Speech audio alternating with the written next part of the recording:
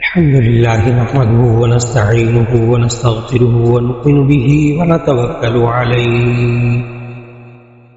ونعوذ بالله من شرور أنفسنا ومن سيئات أعمالنا من يهده الله فلا مضل له ومن يضلله فلا هادي له ونشهد أن لا إله إلا الله وحده لا شريك له ونشهد أن سيدنا ومولانا محمدا عبده ورسوله صلى الله عليه وسلم أما بعد فأعوذ بالله من الشيطان الرجيم بسم الله الرحمن الرحيم اتل ما اوحي اليك من الكتاب واقم الصلاه ان الصلاه تنهى عن الفحشاء والمنكر صدق الله العظيم.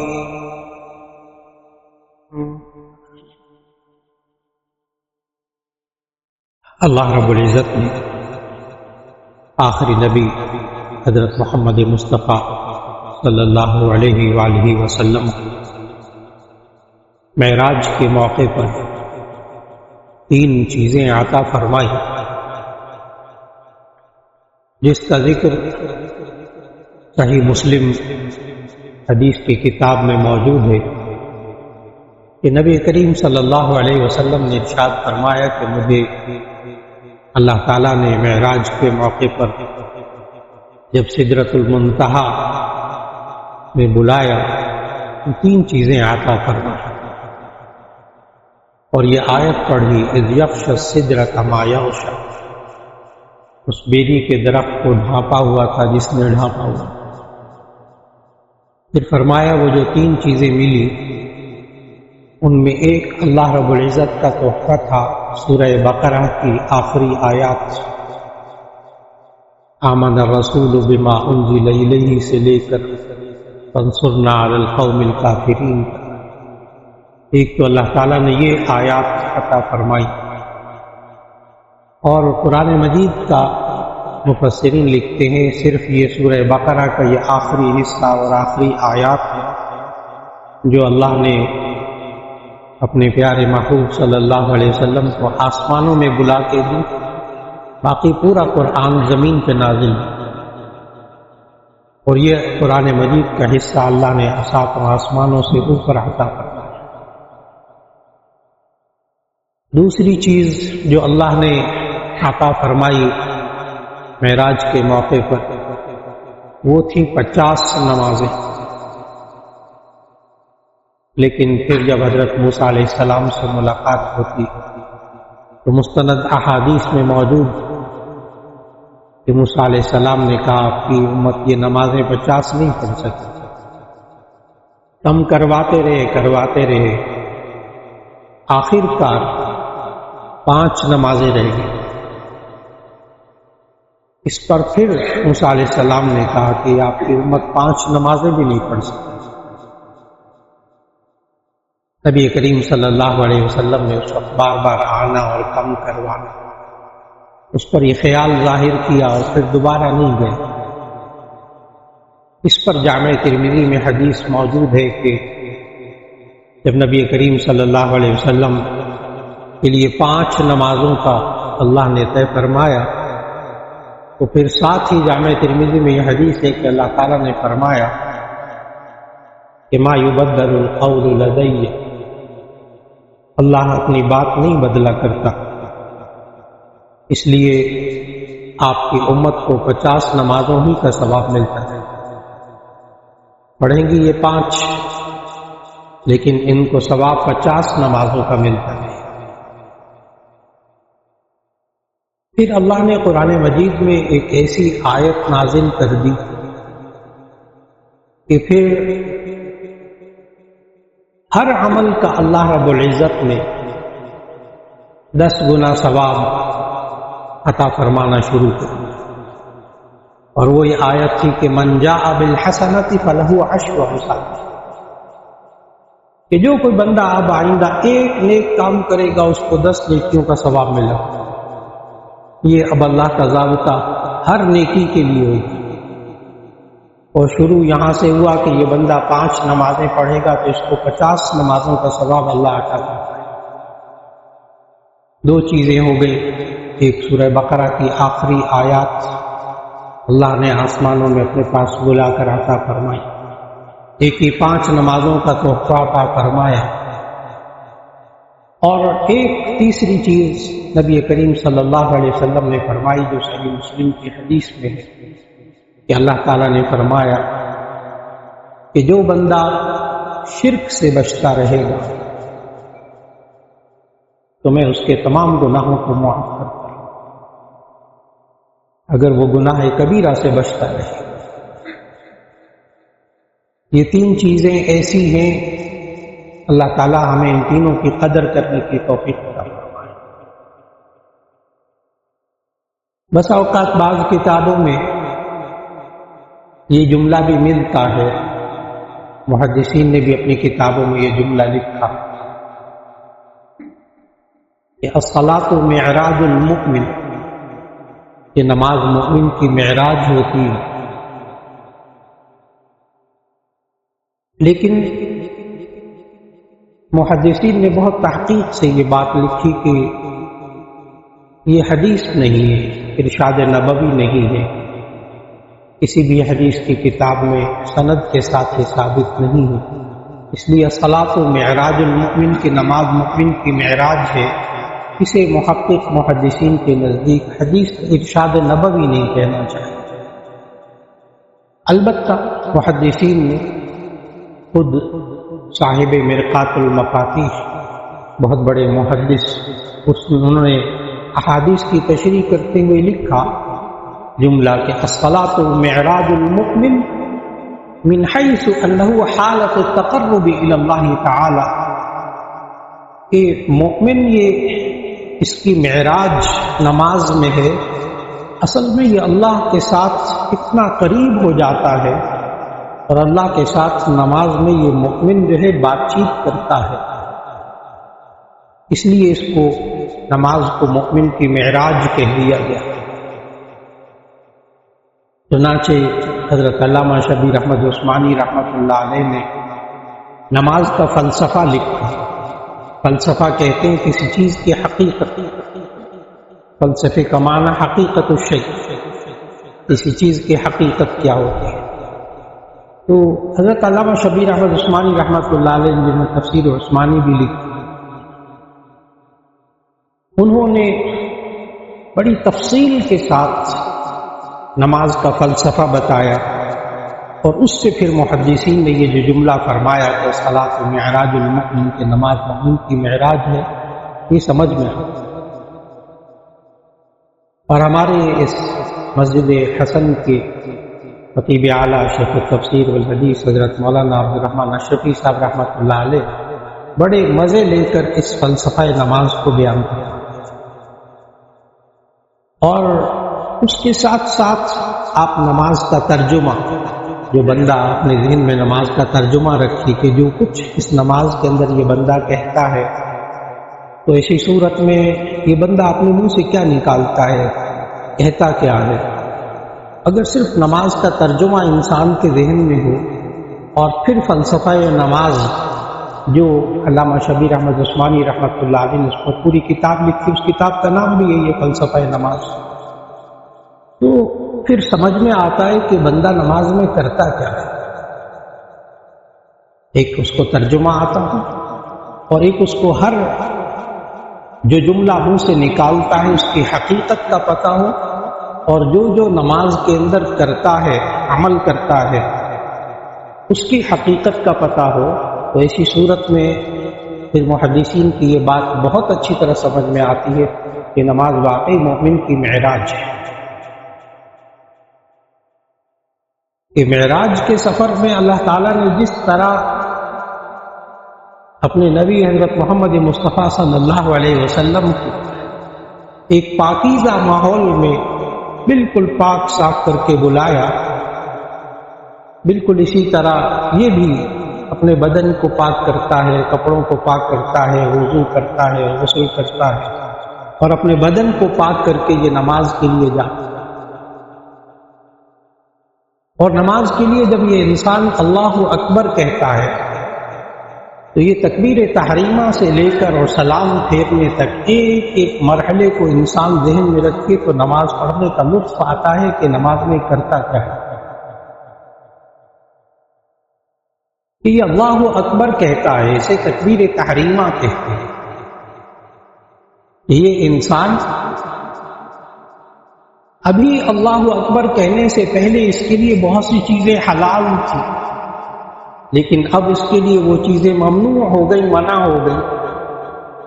ابھی اللہ اکبر کہنے سے پہلے یہ باتیں کر سکتا تھا، اب بات کرنا منع ہو گیا کہ نماز ٹوٹ جائے گی۔ یہ انسان اللہ اکبر کہنے سے پہلے ہنس سکتا تھا، اب نماز میں ہنس بھی نہیں سکتا، نماز ٹوٹ جائے گی۔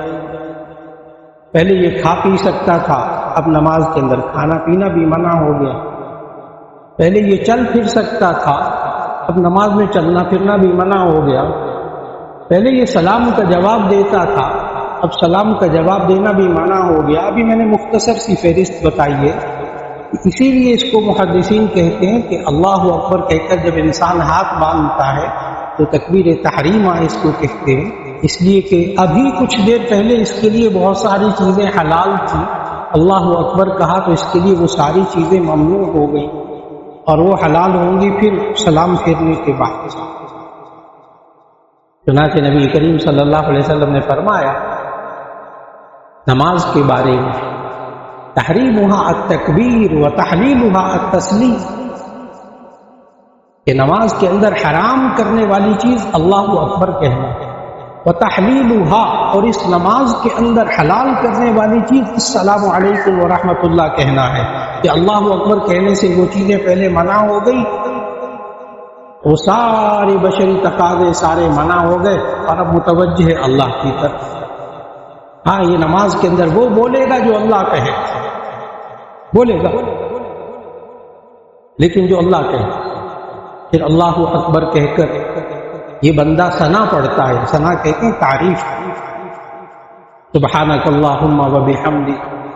سوچیے گا یہ ہاتھ باندھ کے نا یہ کیا کہتا کیا ہے، سبحانک اللہم، اے اللہ تیری ذات ہر عیب سے پاک ہے، و بحمدک، اور تیری تعریف کے ساتھ، سبحانک اللہم و بحمدک، اے اللہ تیری ذات پاک ہے تیری تعریف کے ساتھ، وتبارک اسمک، تیرا نام بڑا بابرکت، اے اللہ میں نے ابھی بھی تیرا نام لیا، اللہ اکبر کہتے ہوئے اللہ کا نام لیا، وتبارک اسمک، تیرا نام بڑا بابرکت، وتعالی جدک، تیری بزرگی بڑی بلند ہے، ولا الہ غیرک، تیرے علاوہ کوئی معبود نہیں۔ دیکھیے گا اس نے ہاتھ باندھ کے کیا اللہ کی تعریف کی، اسے ثنا کہتے ہیں آپ، ثنا کا معنی بھی تعریف، اور تعریف کرنے کے بعد پھر یہ پڑھتا ہے اعوذ باللہ من الشیطان الرجیم بسم اللہ الرحمن الرحیم، اور پھر سورہ فاتحہ شروع کرتا ہے۔ یہ اعوذ باللہ پڑھتا ہے یہ بھی اللہ کے حکم کی وجہ سے، کہ اللہ نے قرآن مجید میں سکھایا بندے کو اذا قرأت القرآن فاستعذ باللہ من الشیطان الرجیم، کہ جب قرآن پڑھا کرے تو شیطان مردود سے پناہ مانگا کرے، اللہ کی پناہ مانگا۔ اس لیے جب بندہ قرآن مجید پڑھتا ہے تو تعوذ پڑھتا ہے، اعوذ باللہ من الشیطان الرجیم کہتا ہے، اور جب پناہ مانگ لیتا ہے پھر سورہ فاتحہ شروع کرنی ہے۔ تو اللہ نے سورہ فاتحہ سے پہلے بسم اللہ بھی نازل کی، تو یہ بسم اللہ پڑھتا ہے۔ ہر سورت کے شروع میں قرآن مجید میں بسم اللہ نازل ہوئی، سوائے سورہ توبہ کے، باقی ہر سورت میں نازل ہوئی۔ یہ بندہ بسم اللہ الرحمن الرحیم پر کہتا ہے شروع کرتا ہوں اللہ کے نام کے ساتھ جو بڑا مہربان نہایت رحم کرنے والا۔ پھر یہ بندہ سورہ فاتحہ پڑھتا ہے۔ آئندہ جب یہ بندہ سورہ فاتحہ پڑھے تو صحیح مسلم کے اندر جو حدیث قدسی آتی ہے، حضرت ابو ہریرہ رضی اللہ تعالی عنہ سے منقول ہے، آئندہ سورہ فاتحہ پڑھتے ہوئے اس کا ترجمہ ذہن میں رکھتے ہوئے سوچے کہ بندہ سورہ فاتحہ پڑھتے ہوئے نماز میں کرتا کیا ہے، کہتا کیا ہے۔ اور وہ حدیث قدسی اگر ذہن میں رکھیں گے تو اس سے معلوم ہوگا کہ وہ جو محدثین نے لکھا کہ الصلاۃ معراج المؤمن حدیث نہیں ہے، لیکن یہ مومن کی نماز جو ہے مومن کے لیے معراج ہے، کہ معراج میں جس طرح اللہ نے اپنے پاس بلا کر اپنے محبوب سے باتیں کی، کلام کی، بالکل اسی طرح یہ بندہ بھی اللہ سے نماز میں ہم کلام ہوتا ہے، اللہ سے بات چیت کرتا ہے۔ اور وہ حدیث قدسی صحیح مسلم میں موجود ہے۔ حضرت ابو ہریرہ رضی اللہ تعالیٰ عنہ نے فرمایا کہ نبی صلی اللہ علیہ وسلم نے فرمایا کہ اللہ تعالیٰ فرماتا ہے۔ جب ایسی حدیث ہو جس میں نبی صلی اللہ علیہ وسلم یہ فرمائے کہ اللہ تعالیٰ نے فرمایا، اور وہ بات قرآن مجید میں موجود نہ ہو، وہ بات اسے حدیث قدسی کہتے ہیں۔ محدثین کے نزدیک اس حدیث کا ایک بڑا اعلیٰ مقام ہوتا ہے۔ تو حدیث قدسی سنانے لگا، اس کو ذہن میں رکھیے گا۔ پھر دیکھیے گا نماز میں انسان اللہ سے باتیں کرتا ہے، اللہ جواب بھی دیتا ہے۔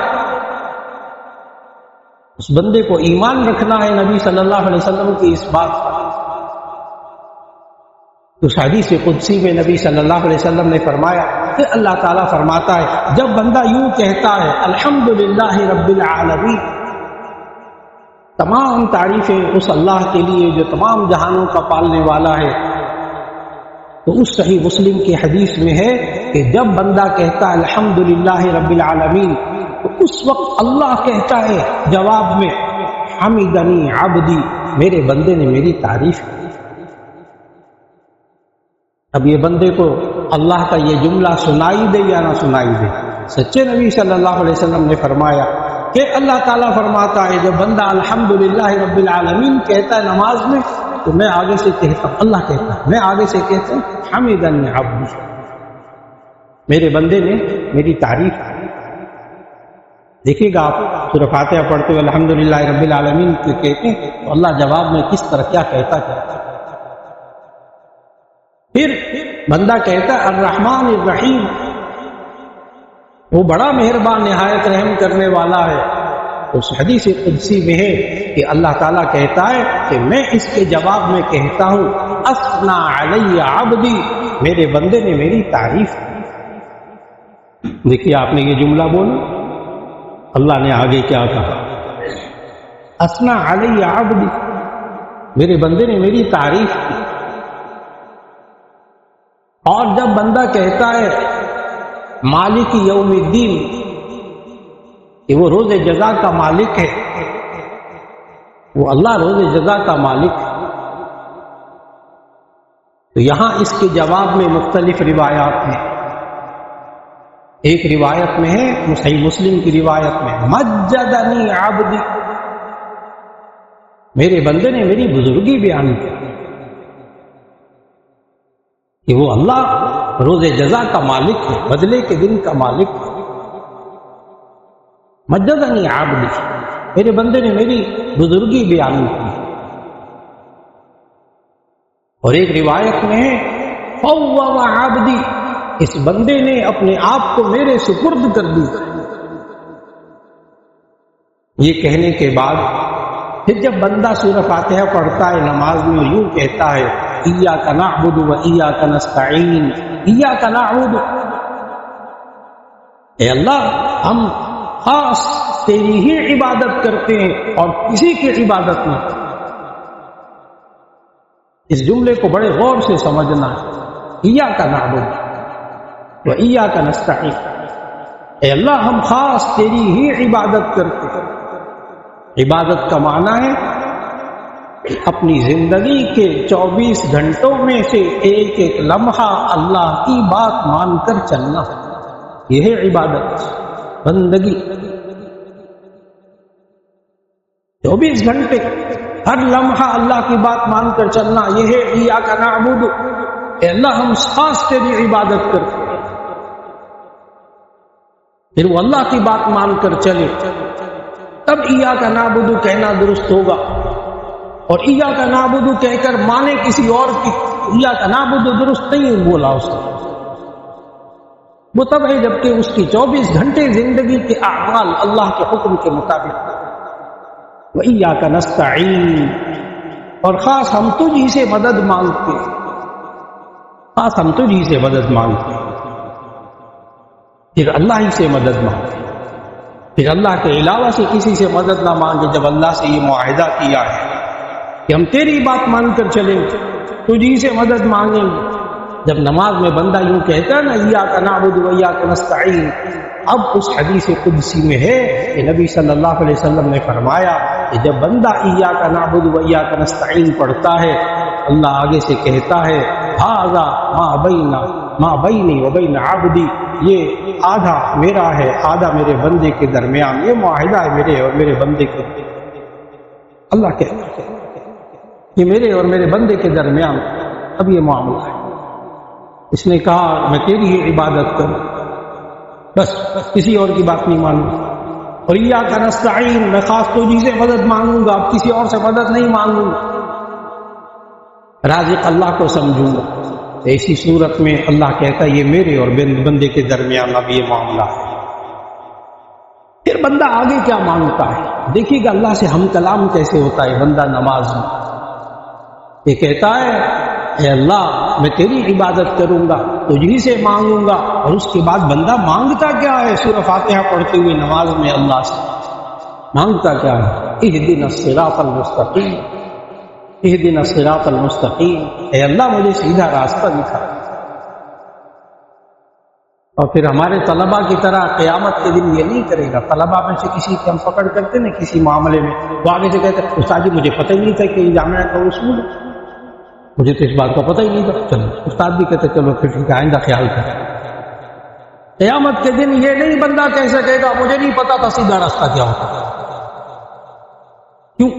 یہ تو ہر روز 5 نمازوں کی ہر رکعت میں سورہ فاتحہ میں اپنے منہ سے نکالتا تھا کہ مجھے پتا ہے سیدھا راستہ کیا ہے۔ قیامت میں یہ نہیں کہہ سکے گا مجھے پتہ ہی نہیں، میں نے مانگا تو تھا تو نے دکھایا ہی نہیں۔ بندہ کہتا ہے نماز میں اہدنا الصراط المستقیم، اے اللہ سیدھا راستہ دکھا، پھر اپنے منہ سے نکالتا ہے سیدھا راستہ کیا ہوتا ہے؟ صراط الذین انعمت علیہم، صراط الذین انعمت علیہم، ان لوگوں کا راستہ جن پر تو نے انعام کیا۔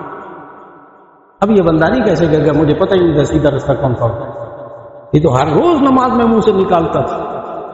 صراط الذین انعمت علیہم، ان لوگوں کا راستہ جن پر تو نے انعام کیا، غیر المغضوب علیہم ولا الضالین، ان لوگوں کا راستہ نہیں جن پر تیرا غضب نازل ہوا اور جو گمراہ ہوئے۔ یہاں مفسرین نے لکھا حضرت عبداللہ ابن عباس رضی اللہ تعالیٰ عنہ سے تفسیر نقل کرتے ہوئے کہ غیر المغضوب علیہم ولا الضالین سے مراد یہود و نصارہ ہے، جن پر اللہ کا غضب نازل ہوا۔ غیر المغضوب سے مراد یہودی، ولا الضالین سے مراد نصارہ۔ معلوم ہوا یہ بندہ یہود و نصارہ کے طریقے پر چلے گا، جسے خود پتا ہے کہ یہ سیدھا راستہ نہیں ہے۔ پھر وہ لوگ کون ہیں جن پر اللہ نے انعام کیا؟ صراط الذین انعمت علیہم، ان لوگوں کا راستہ جن پر تو نے انعام کیا۔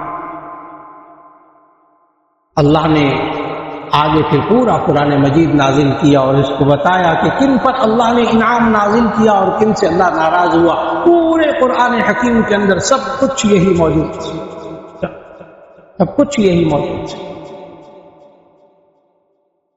ہمارے مفسرین کہتے ہیں کہ القرآن یفسر بعضہ بعضا، کہ یہ قرآن خود اپنے ایک جملے کی تفسیر دوسری جگہ کر دیتا ہے۔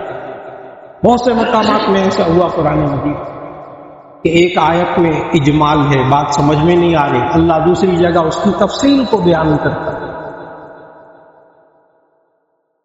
چنانچہ صراط الذین انعمت علیہم، اے اللہ ان لوگوں کا راستہ دکھا جن پر تو نے انعام کیا۔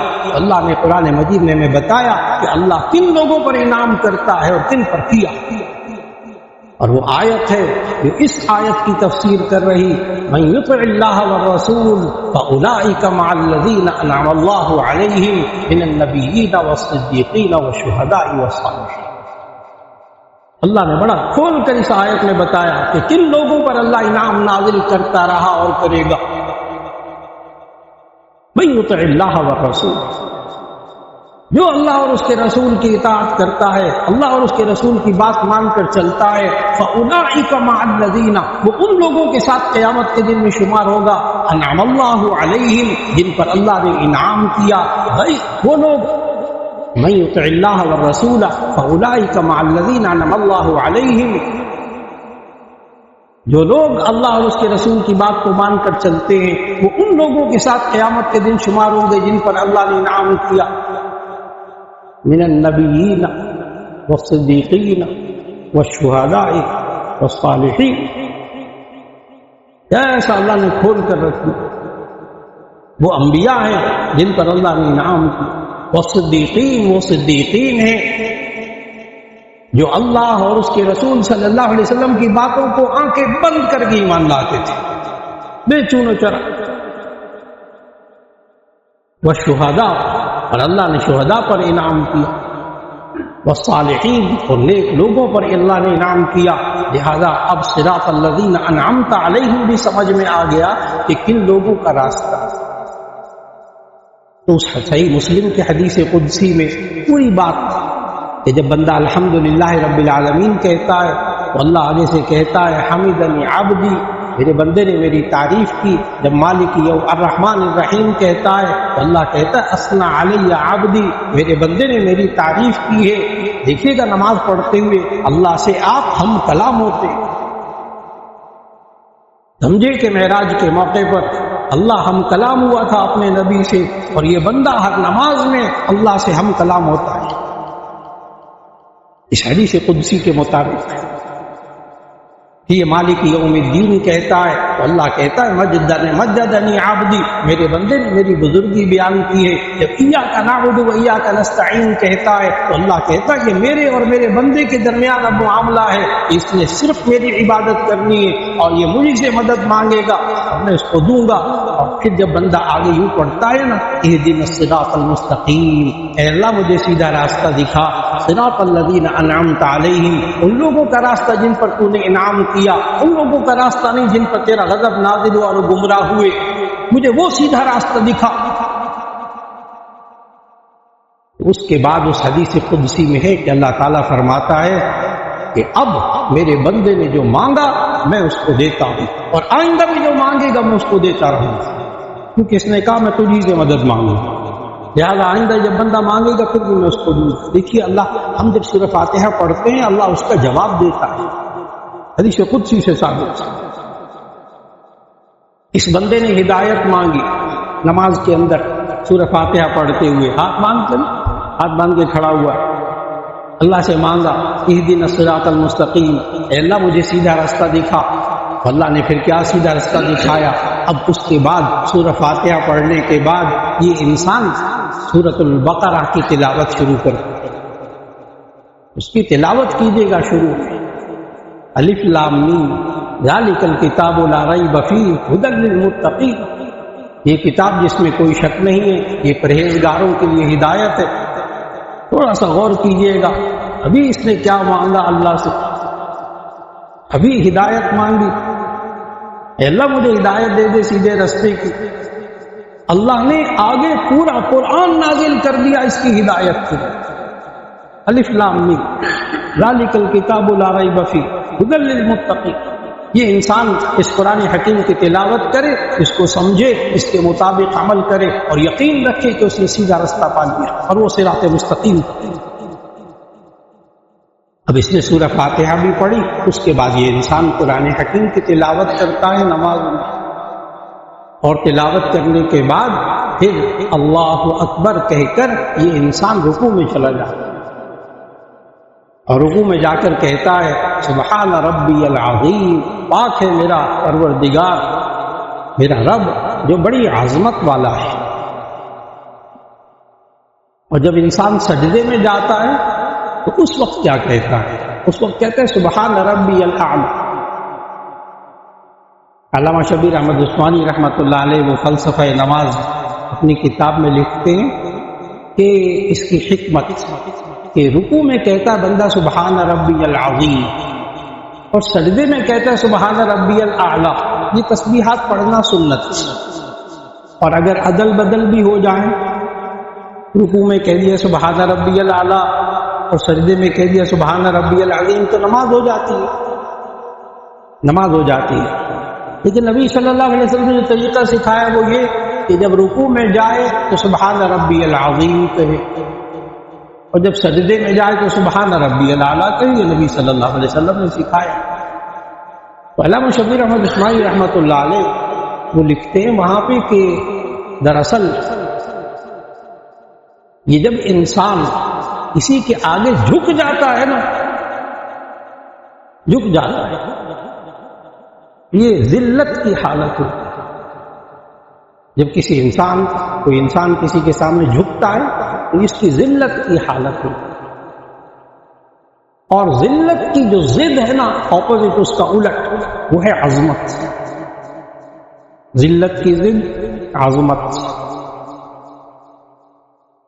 تو یہ انسان جب رکوع میں جاتا ہے، اللہ کے سامنے جھکتا ہے، تو اپنے آپ کو ایک ذلت کی حالت میں لے جاتا ہے. جھک گیا نا اللہ کے سامنے. اب ذلت کی ضد ہے عظمت، تو رکوع میں جا کر عظمت کا اقرار کرتا ہے، سبحان ربی العظیم. میرا رب بڑا پاک ہے جو عظمت والا ہے. اب دیکھیے گا اس میں حکمت بڑی عجیب کہ رکوع میں جا کر سبحان ربی العظیم. اور پھر فرمایا حضرت علامہ نے وہاں آخر میں کہ جب انسان سجدے میں جاتا ہے تو اپنی بلند ترین چیز پیشانی کو زمین پر ٹیک دیتا ہے، زمین پر ٹیک دیتا ہے. پستی کی انتہائی حالت ہے، پستی کہ اپنی اونچی ترین بلند ترین چیز کو انسان پیشانی کو زمین پر نیچے ٹیک دیتا ہے. تو یہ انتہائی پستی میں چلا جاتا ہے. اور پستی کی جو ضد ہے اوپر الٹ، اس کا اپوزٹ وہ ہے بلندی. پستی کی ضد بلندی. تو یہ پستی کی حالت میں جا کر کہتا ہے سبحان ربی الاعلی، میری ذات پاک ہے جو بہت بلند ہے. بڑا غور کیجئے گا نماز کے اندر جب یہ رکوع میں جاتا ہے تو وہ ذلت کی حالت ہوتی ہے، اس میں یہ عظمت کا اقرار کرتا ہے. اور جب یہ بندہ پستی کی حالت سجدے میں جاتا ہے تو یہ بندہ اللہ کی بلندی بیان کرتا ہے. اور پھر جب رکوع سے اٹھتا ہے نا، اس وقت کے آپ جملے ذرا غور سے سنیں، اس کا ترجمہ ذہن میں لائیں. دیکھیں بندہ ہم کلام کیسے ہوتا ہے اللہ سے. رکوع میں جا کر سبحان ربی العظیم، پاک ہے میرا پروردگار جو بڑی عظمت والا ہے. جب کھڑا ہوتا ہے نا تو یوں کہتا ہے سمع اللہ لمن حمدہ. اگر آپ اس کا ترجمہ پڑھیں نا تو آپ کو ایک بات کا اندازہ ہوگا. میں ترجمہ کرنے لگا ہوں، ہر بندہ بولتا ہے نماز میں سمع اللہ لمن حمدہ. اس کا ترجمہ ہے اللہ نے سن لیا اس بندے کی بات کو جس نے اس کی تعریف کی. میں نے ترجمہ کیا، ماشاءاللہ اتنے علماء موجود، سب کو معلوم. سمع اللہ، اللہ نے سن لیا، لمن حمیدہ، اس شخص کی بات کو جس نے اس کی تعریف کی. آپ اس کے ترجمے پہ ذرا جائیے گا.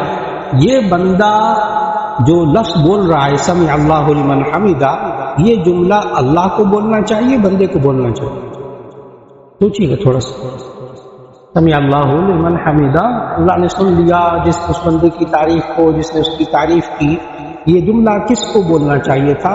اگر جملے کے ترجمہ غور کریں تو کس کو بولنا چاہیے تھا؟ اللہ کو.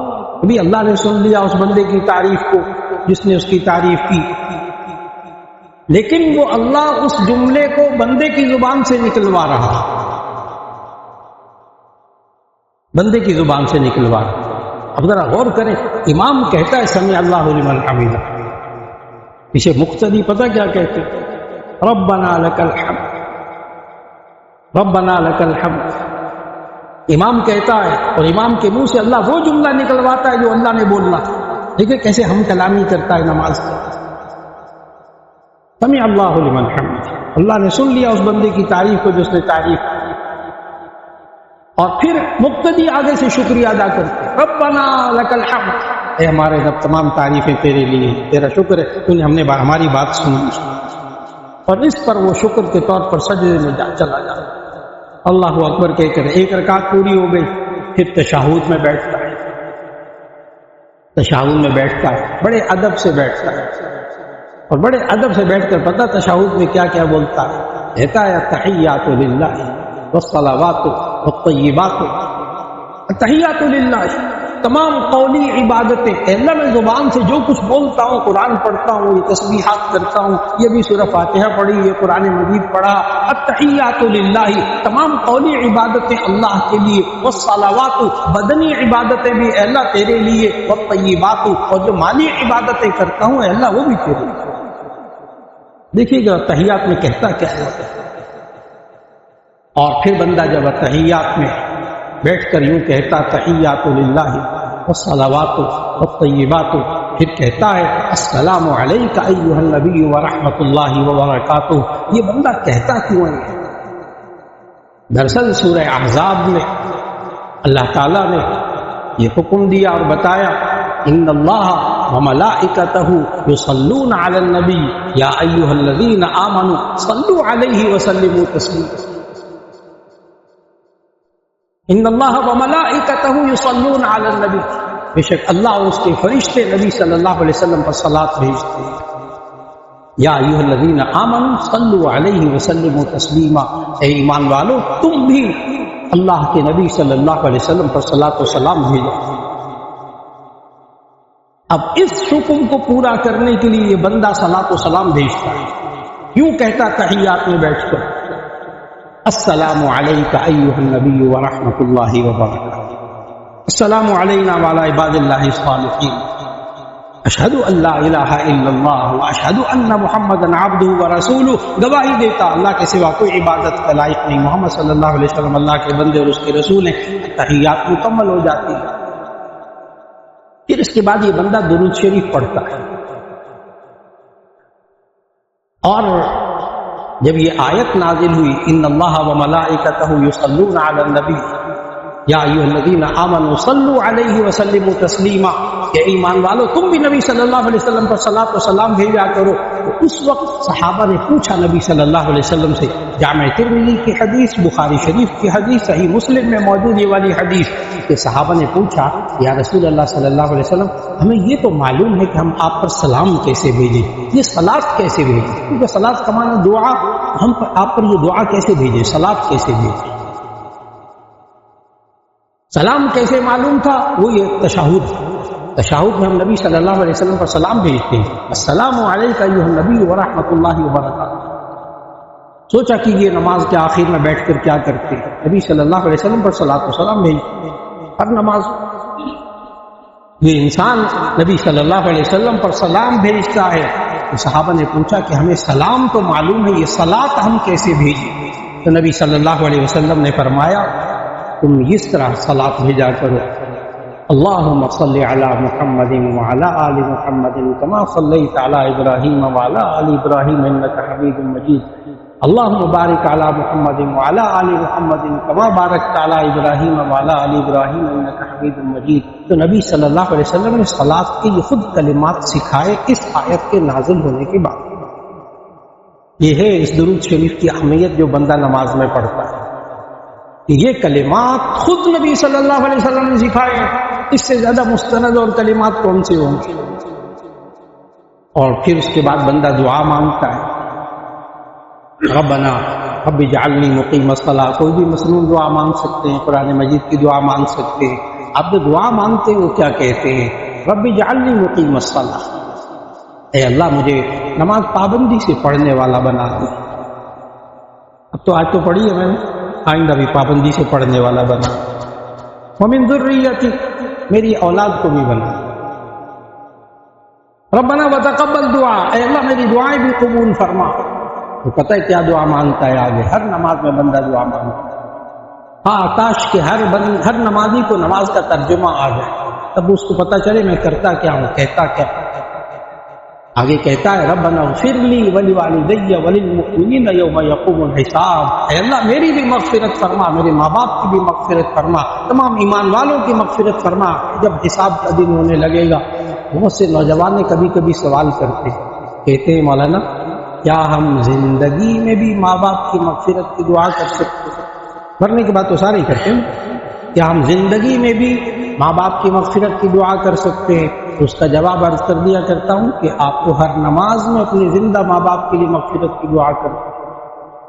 ربنا اغفر لی ولوالدی، اے اللہ میری مغفرت فرما، میرے ماں باپ کی مغفرت فرما. دیکھیے کہ اللہ نے انسان کو سمجھایا اپنے لیے بھی مغفرت مانگو، ماں باپ کے لیے بھی مغفرت، تمام ایمان والوں کے لیے مغفرت مانگو. اور اس طرح بندہ نماز کے اندر اللہ سے ہم کلام ہوتا ہے.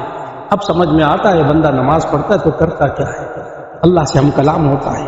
پھر جب السلام علیکم ورحمۃ اللہ، السلام علیکم ورحمۃ اللہ کہتا ہے، وہی جو چیزیں اللہ اکبر کہنے سے پہلے اس کے لیے حرام ہو گئی تھی ساری حلال ہو گئی.